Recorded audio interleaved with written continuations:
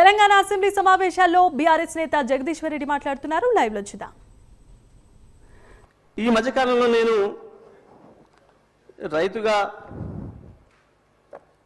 జరుగుతున్న పరిణామాలు, వ్యవసాయ రంగంలో వస్తున్న పరిస్థితులు, ఎండిపోతున్న పంట పొలాలు, ఎక్కువ తిరుగుతున్నా కాబట్టి అక్కడ రైతుల దగ్గరికి వెళ్తున్నా, రైతులతోనే ఉంటున్నా కాబట్టి ఆ రైతుల్ని కలిసి మధ్యకాలంలో ఎక్కువ మాట్లాడొచ్చున్నామని కాబట్టి ఒక్కసారి అదే రైతులతో ఒకసారి మాట్లాడి చూద్దాం. అయా రాష్ట్ర ప్రభుత్వం గవర్నర్ గారి చేత ఈ రకంగా మాట్లాడించింది ఇవాళ. సరే, నేను వచ్చిన ప్రతిసారి మీరు నీళ్ళ గురించి కొట్లాడండి సార్, జర అసెంబ్లీలో మాట్లాడండి సార్ అని అడుగుతున్నారు. నాకు అవకాశం వస్తే మాట్లాడతా అని చెప్పిన, ఇక్కడ మరి స్పీకర్ గారు ఇస్తే కదా మాట్లాడాల్సింది మేమని. సరే, నా అదృష్టం కొద్దీ మా అధ్యక్షుల వారు, మా నాయకులు కేసీఆర్ గారు దీనిపైన నన్నే మాట్లాడమని చెప్పిండ్రు. ధన్యవాదాలు వారికి. మీ ముఖ్యమంత్రి గారి నేను మనం పోయినప్పుడు ఒక తండ పోతుంటే ఇటువైపు మళ్ళీ పెద్ద మట్టి గుట్టలు కనబడుతున్నాయి. ఆగిన మళ్ళీ ఎందుకు వచ్చినాయి ఈ గుట్టలు, మట్టి గుట్టలు అని. బావులు తీయడం మొదలైంది అధ్యక్ష. మళ్ళీ సరే చూద్దాం ఈ బావికి ఎంత ఖర్చు అయింది, నీళ్ళని ఊరుతున్నాయని చెప్పి కారు దిగి బావి దగ్గర పోయినప్పుడు అక్కడి నుంచి గొర్రెలు వస్తున్నాయి. గొర్రెలు కాసుకున్నాయి రైతులు, గొర్రెల కాపర్లు కూడా, సోదరులు కూడా వచ్చారు. వాళ్ళకే చేసిన అధ్యక్ష. వెంకట్రాములు, రాజయ్య ఇద్దరు ఎందుకు రైతుల గురించి అనేది భయపడుతున్నారు, గొర్రె కాపర్లు రైతులనే భయపడుతున్నారు అధ్యక్ష. వాళ్ళకే మాట్లాడిన అధ్యక్ష నేను. ఎందుకంటే ఇది ప్రజలకు సంబంధించిన బడ్జెట్ కాబట్టి ప్రజలతోనే మాట్లాడినా మీలాగా కమిషన్లు ఇచ్చినట్టు మాట్లాడలేదు. నేను రైతులతో మాట్లాడిన అధ్యక్ష. మా వెంకటరామయ్య, మా రాజన్న ఇద్దరికి వినిపించిన, మా రవినాయక్ కూడా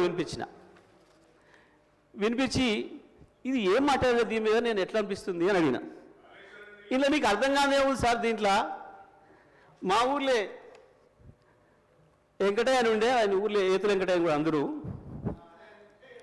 ఆన్ కథ ఉంది ఇలా అన్నారు. ఏం కథ అని అడిగిన. ఏ లేదయ్యా, ఒకరోజు పొద్దున్నే ఆయన భార్య సర్పంచ్ కాడికి వచ్చింది. ఆయన భార్య సర్పంచ్ కాడికి వచ్చి కంప్లైంట్ చేసింది, మా వెంకటయ్య నన్ను కొట్టిండు, జర పిలిపించి మాట్లాడమని చెప్తే ఆయన పిలిపించిండు పెద్ద మనిషి. ఎందుకు కొట్టి ఏం సంగతి అని అడిగితే, నేను మా అమ్మగారింటికి నువ్వు పాలు వేయొద్దుమని అన్నాడు, నేను పోస్తా అన్నా. నువ్వు పాలు వేస్తే ఊరుకోను అన్నాడు, నేను పోసి తీరుతానంటే నన్ను కొట్టిండు.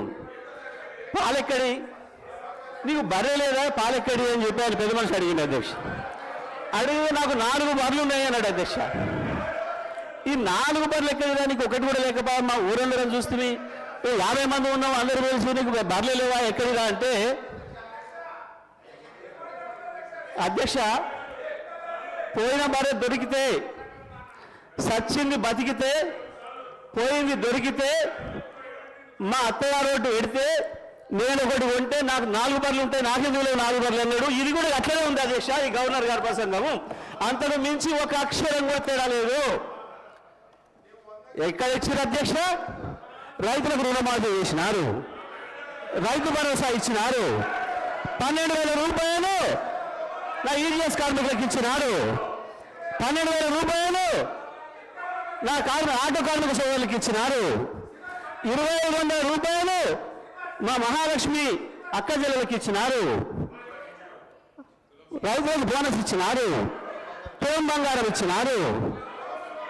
ఏది ఇచ్చిన అధ్యక్ష? నా విద్యార్థి సోదరులకు స్కూటీలు ఇచ్చినారు అధ్యక్ష. 2 లక్షల ఉద్యోగాలు ఇచ్చి సంతోషంగా పెట్టినారు. ఎక్కడిచ్చింది అధ్యక్ష? ఎక్కడిచ్చి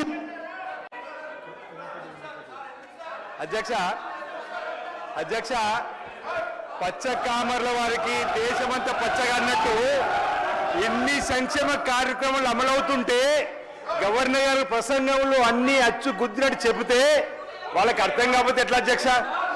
ఆ స్కూల్లో చదువుతూ అట్లా ఉంటుంది అధ్యక్ష. ఈరోజు ఆ స్కూల్లో చదువుకుంటే అట్లా ఉంటుంది అధ్యక్ష అంటున్నా. ఈరోజు 21,000 కోట్ల రూపాయలు రైతులు రుణమాఫీ చేస్తే వాళ్ళ కళ్ళ కనిపించకపోతే ఎట్లా అధ్యక్ష? ఈరోజు ఆడ తల్లులు 149 కోట్ల ప్రయాణం చేస్తే వాళ్ళకి కనిపించకపోతే ఎట్లా అధ్యక్ష? గృహజ్యోతి అధ్యక్ష 200 యూనిట్లు